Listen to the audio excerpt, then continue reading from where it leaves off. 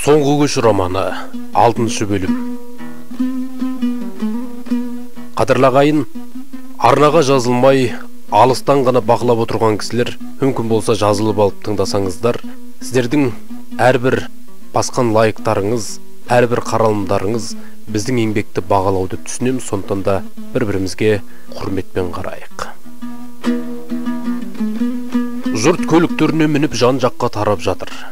Жай күндері қаз мойынды арғымақ жегілген жұмсақ фаэтонда сәулеттерін аттарта алмай шіреніп отыратын қаланың сорпаға шығар төрелерінде бұрынғы салтанат жоқ.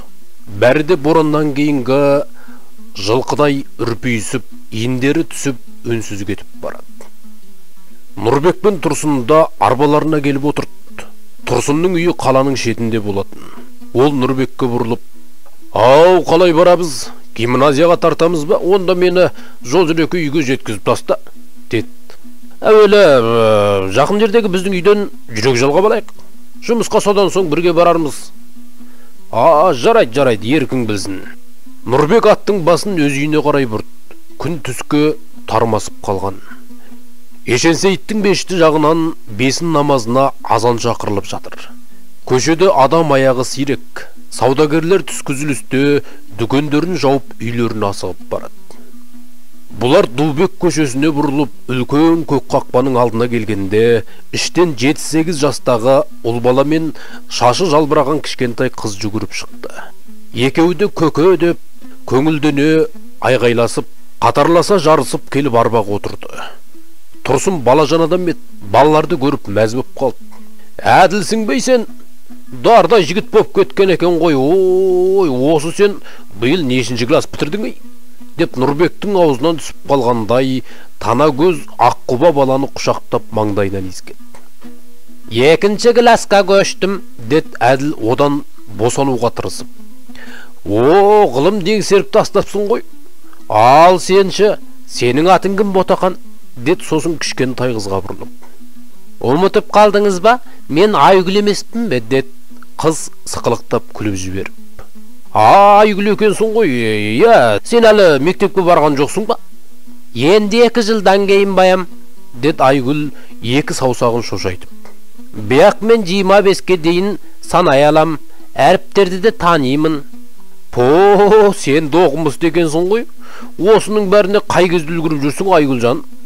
Бұлар мәре-сере боп сөйлесіп жатқанда Нұрбек қақпаны ашып арбаны аулаға кіргізді. Атты доғарып лапастың астына байлатта: «Ал түке, ішке кірейік», деді төр жақтағы қызыл шатырды үйді нұсқап. «Бұларды қойыңыз, шаршатады өзіңізді. Кімге тартқанын білмейм, екеуі де көке мылжың».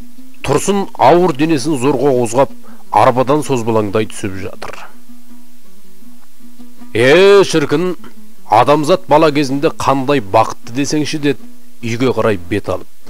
Көңілдерінде ешбір қам қайғы жоқ. Бұлардың жаны кіршалмаған әппақ қағаз сияқты ғой. Әлгіндегі жұрттың бұтып шатқан әңгімесі баланың риясыз бір күлкісіне татима. Есіктің көзіне тақағанда ас үй жақтан Нұрбектің әйелі Ғалия көрінді. Бұлардың келгенін аңғармаса керек, қолында оқтау пышақ ұстап бейғам жүр. Жасы 30-ға әлі келе қоймаған, аршаған жұмыртқадай аппақ сұлу келіншек бір ойнақы татар әуенін ыңылдап келе жатты да қонақтарды көріп ұялып қалды. «Тұрсын әбзей келіпті ғой, сәлеметсіз бе?» деді сасқанынан. «Шүкір айналайын, өз қалың қалай? Келініңіз әндетіп жүр екен, жағдай жаман болмас», деді Нұрбек. «Өтірікті соқпа, мен қашан ән айттым?» деп Ғалия күйеуіне наздана қарады. «Ал үйге кіріңіздер, манты жасап жатыр едім. Жақсы келдіңіздер, Тұрсын әбзей». Солай ма? Кәрі келсе асқа деген, Құдай бұйырса еңбегіңде шете қоймаспыз». Бұлар кең кабинетке келіп жайғасқан. Бір қабырғаға кітап сықиып толып тұр. Орысша қазақшасы аралас әртүрлі томдар арасында арабша басылған ескілікті кітаптарды ұшырасады. Тұрсын костюмін шешіп, сәл желпініп алды да кітап сөресіне келіп үңілді. «Жаңа кітаптар алыпсың ғой. Толстойдың мына томдарын қалай қолға түсірдің ой?» деді алтын көргендей бас салып. «Осындағы достық дүкеніне түскен екен, кездейсоқ үстіне шыққаным», деді Нұрбек кітап құмар адамның елгезек мақтанышымен. «Қап, маған дала салсаң болады екен. Өзі бірақ нұсқа қалыпты. Егер қаласаңыз жазылуға болатын көрінеді. Ай, мына Бартольдтың 3 томдығы қайдан жүрей? Бұл сенде жоқ сияқты еді ғой, дед Тұрсын қызғанышын жасырмай. Ол бұрыннан бар ғой, түкау, дед Нұрбек жымиып. Ана жылы өзім Ташкеннен әкелдім емес пе? Ай, тығып жүр екенсің ғой, оқуға бересің ба? Беруге болады, бірақ сіздің қолға түскен кітап қайтпаушы еді. Ай, неге, бала боп кетті дейсің ба? Екеуі былғары диванға келіп жайғасты. Ал түкі, тамақ піскенше бірден ұрттай отырмаймыз ба, деді Нұрбек. Мейлі, қонақ байғұста ерік бар ма? Нұрбек ауыз бөлмеге шығып, бір құты совет коньягын алып келді. Беу шіркін, мына қасқалдақтың қанын қайдан тауып жүрсің ой бауырым, деді Тұрсын ауыр денесін жеп-жеңіл қозғап. Жақында ғана дүкенге түскен. Не дейді? Біз неге көрмейміз осындайды? Өзіңіз үйден шықпайсыз түкі. Жүрген аяққа жүргеміліне демес пе? Ай қайдам, сенің бір танысың барау дейм осы, бізге де ескертсеңші. Іле-шала бөлмеге Ғалия кіріп, бұлардың алдына бір графин қымыз, тоңазған етпен бауырсаға келіп қойды. Нұрбек 2 рюмкаға коньяк құйды. Ал қане түкі, сіздің денсаулығыңызға. Жоқ, тұра тұр, деді Тұрсын оң қолын көтеріп. Осымен нығаятын денсаулық болса, ішіп жүрміз ғой. Мынау туған жердің дәмекен, алыста қалған ел үшін, соның мәртебесі үшін ішелік. Екеуі рюмкаларын түбіне дейін көтеріп қойды. Ах, шіркін, қандай тамаша. Бұйырған асқа дауа жоқ. Шыныңды айтшы, мұны қайдан алып жүрсің? Жарайды, қоймадыңыз ғой. Баяғыда Сагуды бірге оқыған досым бар еді. Қазір Алматыда тұрады. Сол май мерекесі кезінде сәлемдеме жіберіпті. Өзің ештеңе салдың ба? Енді уақыт yok, арасында бір шөлмек жүн қосып жібердім дегендей, ішіп көрсін, деп Нұрбек жымиып күлді. Коньяктан ұрттай отырып, әрнені әңгіме еткен олар бірте-бірте бүгінгі жиынға қарай ойысты. Мен осы Жасыбайдан ондай ақылды сөз күтпеген едім. Не керек, шалың тамаша сөйлет, деді Тұрсын. Нартайда жаман сөйлеген жоқ, екеуі де көңілдегісін айтты да тынды. Шіркін, көкейдегі сөзді үркпей, реті келгенде айтып салғанға нежесін, оғанда ерлік керек шығар. Жалғанда ішіңмен сыртың екідай болып, бітеу жарадай болып күлкілдеп тұрған жаман екен, деді Нұрбек. Тәңірім-ай, осыдан жартақ жыл бұрынғы оқушыларға ұлт-азаттық күресі туралы бүкіл Шыңжаңды басқыншылардан тазарту жөнінде көтеріңкі сөздер айтып, сабақ өтіп едік. Енді сол балаларға не дейміз? Қандай әуенге басамыз? Менің жатсам тұрсам ойымнан шықпайтын нәрсе осы. Бауырым, амалың қанша? Сізбен біз кішкентай адамбыз. Уақыттың айт деп бұйырған сөзін айтпай, қайталаудан басқа қолымыздан не келеді? Мұның сонда тағдырға үнсіз мойын ұсынып көне бер дегеніңіз бе? Деді Нұрбек кеседегі қымыздан ұрттап қойып. Ақиқатты имандай ұйған ұлы мақсаттар қайда қалып? Ұлт азаттығы, азаматтық парыз дегендер қалай атап өтеміз? Коньяктың буына ел деген Тұрсын кеңк-кеңк күлді. Ештең етпейді. Әлдейлеп бөбө сүйген соң үйреніп алақ кетерсің, деп жұбататын баяғыда қыздар ұзатылғанда. Жаңа жағдайға бірте-бірте сен дөгөсің. Сәл сабыр етсең, саясат танауын тескен тайлағыңдай өзақ жетекте болады. Қойыңызшы түкі, сізге ойын керек-ау. Мен бар сырымды ақтарып сізден ақыл кеңес сұрап отырмын. Ал сіз болсаңыз? Тұрсын күліп Нұрбектің иығына қақты. Бауырым-ай, баласын ғой әлі. Мұндай сырды кісіге айтуға болам екен. Ертең бір-бірімізге куә болып жүрсек қайтеміз. Нұрбек селт етіп қонағының жүзіне үрке қарап қалды. Түкі, маған да сенбегеніңіз бе? Мұныңыз көрінеу күнә ғой. Сонда шынымен ақ бір-бірімізге деген сенімнен айырылғанымыз ба? Енді қалған осы, деді бір түрлі иіні түсіп. Тұрсын сабырлы қалпын бұзбай, өз ойын онын әр сабақтап. Бір қоғам, не белгілі бір қауым құлдырап құруға бет алған кезде, ең алдымен адамдардан сенім кететін рас. Көңілің ауыралма, дед қарттарға тән жұмсақ мейірмен. Біздің халық меніңше қазір сондай сатыда тұр. Тірі болсаң көрерсің, бізге сырттан келген ел бір шеңгел сала қойынбас. Не шықса өзімізден шығат, көрді тұр. Біз әлақ бір-бірімізді шырылдатып ұстап береміз. Ой бұрмай Түкай, сізге де сенбеймін бе? Мені қойшы, мен талай-талай қақпадан шыққан кәрі сораяқпын ғой, деп Тұрсын езу тартып.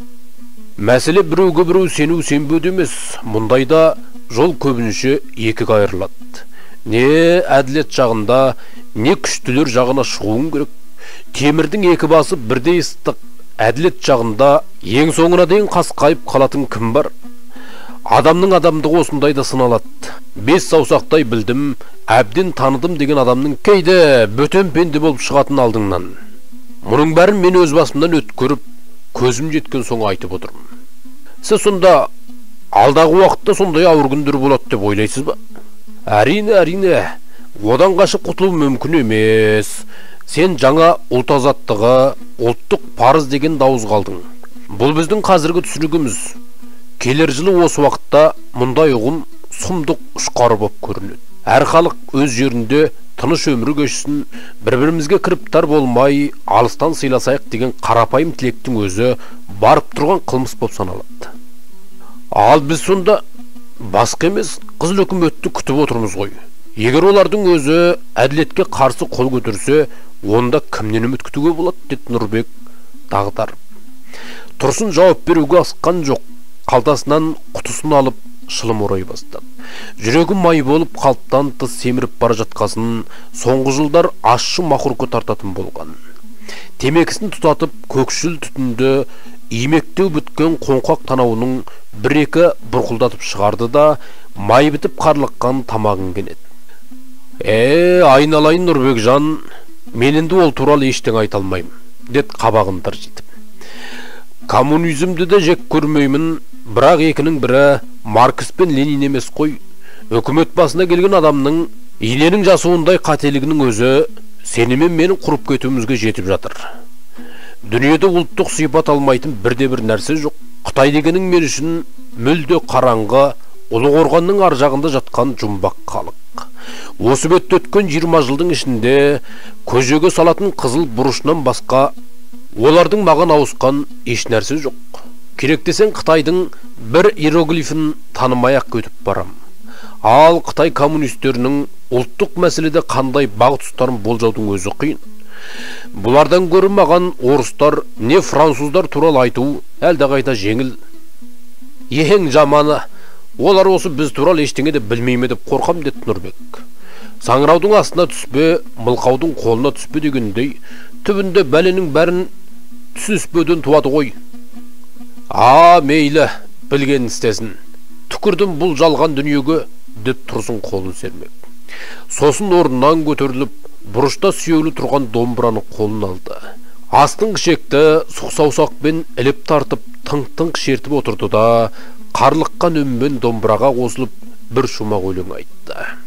Ішім толған умен дерт, сыртым дүлей, мен келмеске кетерімін түгендірмей.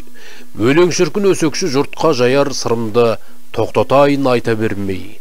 Ахау даридай, даридаяу, аридаштай, даридау, деп созып келді де, айналайын есіл абай-ай, сенен сөз артылған ба, деп күрсініп жіберді. Данышпан ақынға осынау өлеңді маған арнап шығарған секілді. Кейде өзіммен өзім оңаша қалғанда, күңгірт көңілім сырласар, сұрғылт тартқан бейуаққа дегендей күйге түсем, деп бір сәт қоңырайып үнсіз отырып қалды.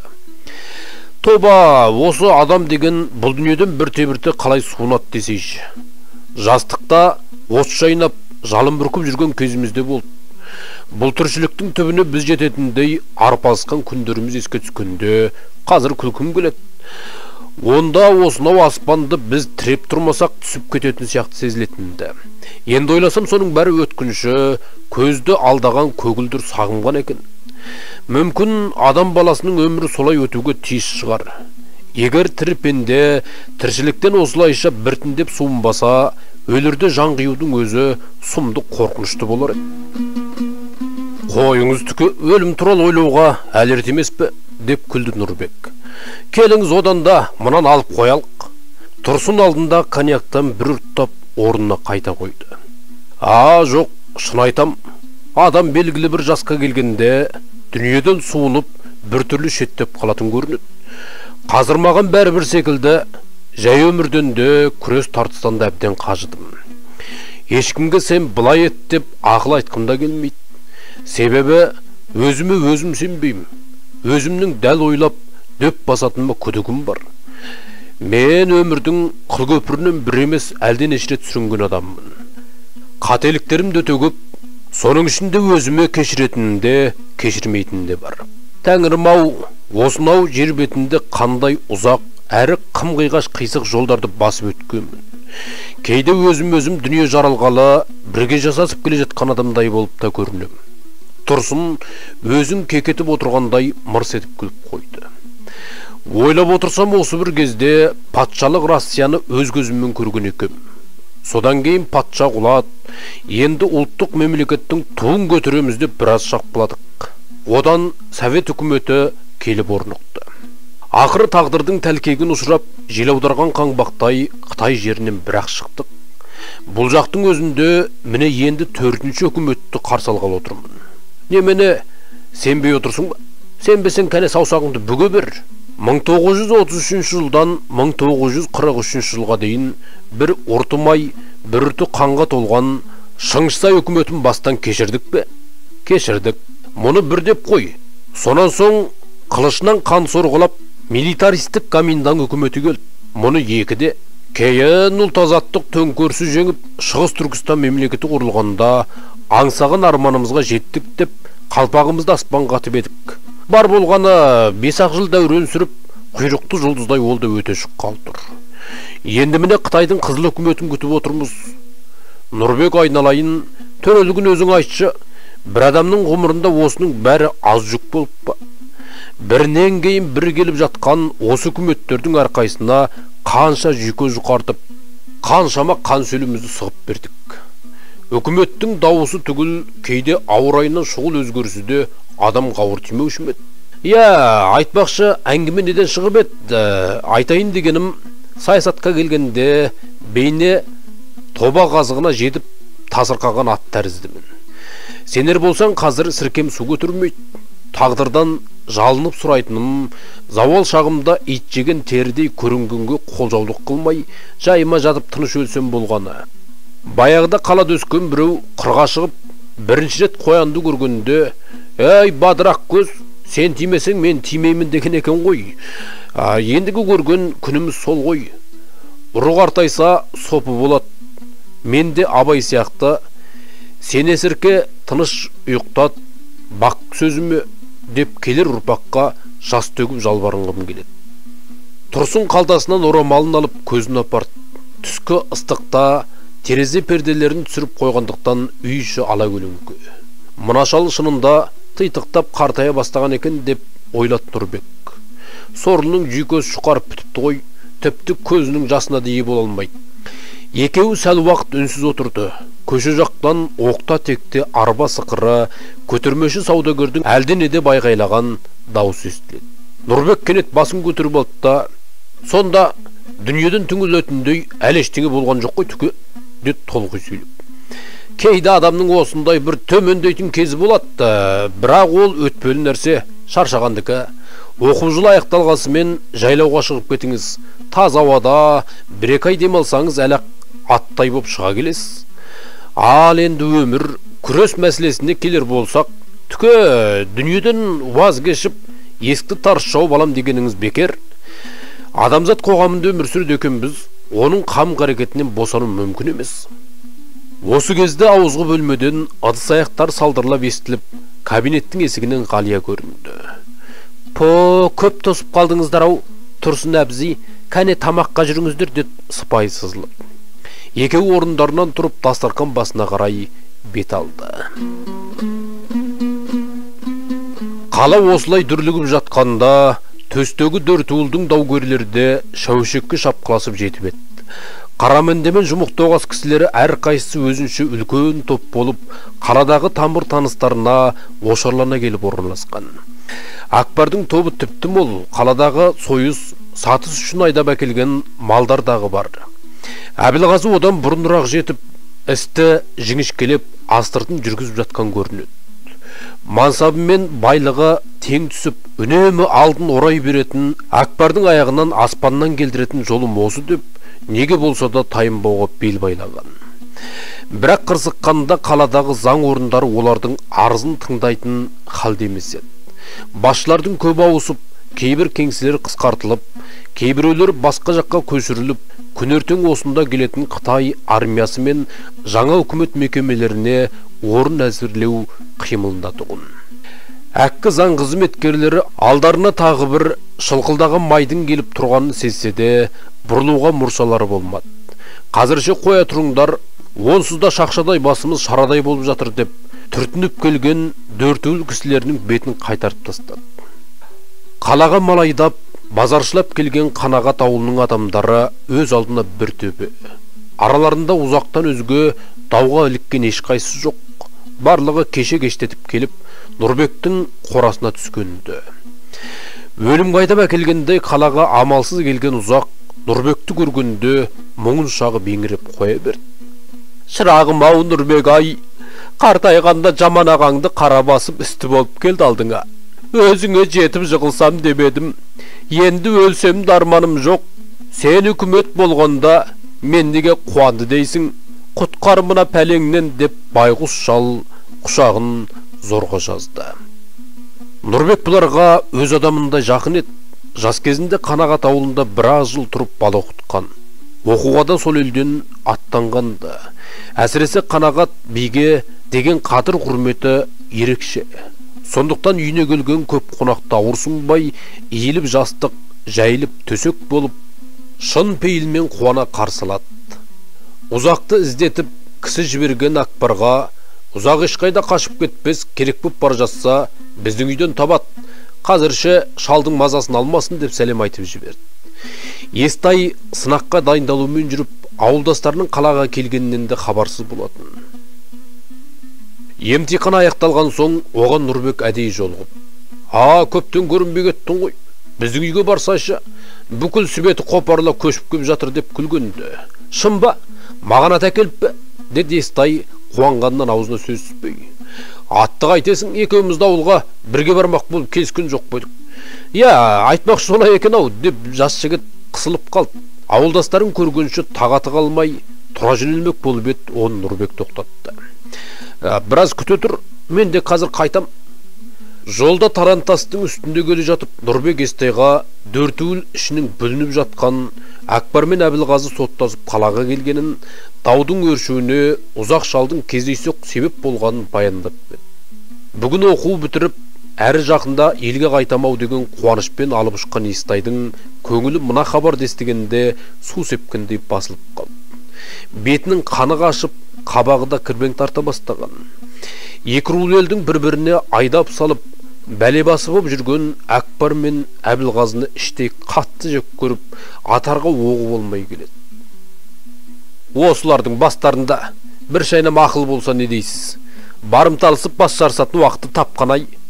Жоңғарияның кең сахарасына сыймай жүрген сарбаздар кейінгі күндерінің не боларын ойлай ма екен осы сірә, деді иегі дірілдеп. Нұрбек бұл оқиғаны одан көріп басқашарақ бағалайды екен. Әттең Естай-ай, баламсың деген, оған таңданатын несі бар, деді сәл ойланып қалып. Акбар мен Әбілғазы да өздерінің тарихи міндеттерін атқарып жүрген жоқ па? Міндет атқарғаны қалай? Деді Естай түк түсінбей. Өзің тарихқа көз жіберші. Мәселен, қуатты үлкен мемлекет өзінен әлде қайда әлсіз, кішкентай бір елді қаратып алу үшін жорыққа аттанып келе жатыр делік. Қарсылық көрсетер болса, таптап өте шығуға да шамасы қаптал жетеді. Егер қарсыласпай, бейбіт жолмен берілсе тіпті жақсы, оқ дәрісі жанында қалады. Ал мұндайда әлгі шағын елде нендей жағдай болуға тиіс? Олар қашаннан бер әдетінше әлденеше топқа бөлініп, бірінің етін бірі жеп, өзара қырқысып жатуы керек емес пе? Баяғыда испан, ағылшын әскерлер сап құрап, мылтықтарын кезеніп, қашан қоршап алғанша, Америка құрлығындағы үндістерді біріне бірі садақтан оқ жаудырып соғысып жатқанды. Немене, біз олардан кембіз бе? Деді Нұрбек жымиып күлді. Естай үндеген жоқ. Осы кісі шын айтып келе жатыр ма дегендей бір-екі рет қаратты қойды. Бұлар келгенде Нұрғазы Бақтияр Байжұмалар базарға малдарын апарып сатып, ыстықта әбден шөлдеп, жаңа ғана түскі шайға келіп отыр екен. Тек ұзақ қана қыбыр етпей үйде жатып алыпты. Естайды көріп бәрі де дүрлігісіп, қуанысып қалды. Нұрғазы Бақтиярдай ағалар жас жігіттің бетіне сүйіп маңдайынан иіскеп, ұзақтың көңілі босап, тағы да көзіне жас алып. Қол аяғың сау ма, аман есен жүрсің бе айналайын. Жаман жезден қартайғанда өмір келмеген шәуешекке үсті болып келіп отыр. Алдағандай күндер күтіп отырғанын кім білсін, деп танауын қорс-қорс тартып біраз отырды. Басқалар ұзақты келек етіп күлісіп жатыр. Орнығып отырған соң Нұрғазы Естайға бұрылып: қалай денсаулығың жақсы ма? Өзің жүдеп кетіпсің ғой, бір жерің ауырмай ма? Дед. Жоқ, ауру сұрқаудан аманмын, деп күлді Естай. Елді сағынғандікі ғой. Оқу деген оңай ма, қағаз сорып тастаған шығар. Әсіресе апасының құртмайын өгейсініп жүрген болар, десіп былай отырғандар қалжыңдасып жатыр. Көкем қалай? Науқасын әбден айықты ма? Өзі әбден ақаусыз жазылды ма? Деп Естай айрықша алаң көңілмен қадағалап сұрады. Биағам науқастанып, бәрімізді қорқытып өт, әйтеуір түбі қайыр болып жаны қалды, деді Нұрғазы. Қазір жақсы атқа мініп жүр, сабағына кедергі болмасын деп, биағамның өзі саған хабар бергізбеді. Осындай әңгімемен отырып түскі шай ішілді. Көп зарығып жатып алмай, әкелген малдарын тез-тез сатып құтылған базаршылар өте көңілдеді. Енді соның ақшасына қаланы көшіріп әкететіндей көшеге шыққанша асығып отыр. Шайдан кейін Нұрбек гимназияға кетті де, Естай ауылдастарын дүкен аралатпақ болып, сол үйде қалып қойды. Естай шырағым, мені қалаға өзің ертіп апар, деді ұзақ елден бұрын елпілдеп. Әкбар мен Әбілғазыдан қорқып, кешеден бір ешқайда шықпадым. Шәуешек десе жұрттың аузының суы құрушы еді. Көрелікші, не сиқыры бар екен. Сонымен не керек? Шілденің ыстығында аяқтарына саптама, үстіне қаптал шапан киген бір топ ағайынын ертіп Естай көшеге шықты. Бұлар көк көпірден өтіп, Ойбазарды басып, орталыққа қарай бет алды. Көшеде сары қи, қу тобылғы, тиеген ырдуан арбалар қайшалысады. Малайдаған жүн тері артқан қырғазағы да мол ұшырасып, қолдықтарына бірдеңе қысып, бос сенделген қала халқынан аяқ алып жүргісіз. Бұрын шақар көрмеген ұзақ жан-жағын алақтап, есі шығып келеді. Айналаға балаша таңырқап қарап, қасындағы Естайдан әрнеліп бір сұрайды. Қарсы кезіккен ақсақалды кісілерге «Ассалаумағалейкум» деп дамылсыз сәлем береді. Бейтаныс адамдар мұның бетіне тігіліп бір қарайды да, ернінде жыбырлатпай өте шығады. Ал жас жігіттердің беті бүлк етпестен аман сәлемсіз сазарып өтіп бара жатқанын көргенде Ұзекең ашулана бастады. Мына қаланың шолақ етектері мұсылманшылықтан кеткен екен, деді айран асыр болып. Бір кетінеп шыққан адамдай сәлем бермейтін бұл не деген жұрт? Жаным-ау, қаланың елі бұзылған деушет рас екен ғой. Серіктер Ұзақтың мінезіне еріксіз ду күлді. Жездесінің қылығы ішіне симаған Нұрғазы. Ай жездеке, базарда мінгісі бар, сүйгеніне сәлем бересің деген бар емес пе? Соны да білмегенің бе қара басқыр? Шәуешек саған сібетінің кең жазығы емес, сонадайдан сәлем берісіп, насыбай атысып, етасым сөйлесіп тұрып қала беретін, деді ұрсып жүр. Базаршылар көп ұзамай тарс-тұрс балға соғылған темірші көшеге кеп ілінді. Бір өңкөй белуарына дейін шешініп тастаған жалаңаш адамдар жалын бүріккен ыстық көріктің алдында терге малшынып, қап-қызыл темірді төстің үстіне қамыр шиілеп дамылсыз соғып жатыр. Аңқ-аңқ, күрс-күрс дыбыстан басың айналады. Көктемірдің жаңғырығы қаңғалақтап барып ауаға сіңіп жатқандай. Сақал мұрты ысқа шалынып, сарғайып кеткен кейбір ұсталар дүкендерінің алдында керім ағашта атта қалап жүр. Кәнігі қолдар мүлт кетпей, әршегені балғамен бірақ ұрғандақ болат тұяққа сіңіріп жібереді. Қап, аттар дала келмегеніміз ай, тағалатып алатын, деді ұстаның қимылынан көз алмай тұрған Нұрғазы. Ай, өкінетін не бар? Таға сатып аламыз да, ауылға барғасын өзіміз-ақ тағалаймыз, деді Байжұма басу айтып. Базаршылар саудаласып жүріп, әр қайсысы бір-бір аттық таға сатып алды. Сөйтіп білектерін асып жүрген шекпен қоржынның түбіне бірінші болып темір түсті. Осы жүк енді қашан қатарларынан қағылғанша ауырлай бермек. Ұзақтан өзгесінде әжептәуір сома бар тәрізді. Бірақ қазіргі ақша топырақ іспетті. Нұрғазы айдап әкелген екі өгізшінің 1,5 миллионға жеткізген еді. Былай қарағанда осылардың ең сорлысының қалтасында буда-буда ақша жүр. Ұзақтың жалғыз тайыншасының өзі 600 мың сом болған көрінеді. Бірақ сол ақша алақоржынның екі басын толтыруға жете қояр ма екен? Шәуешектен өгіп базар көп. Мал базары, қасап базары, шөп базары, Қытай базары, кір базары болып кете береді. Бұларды жағалап отырып көшенің екі қапталында дүкендер сыңсып тұрған жайма базарына да жақындай берді.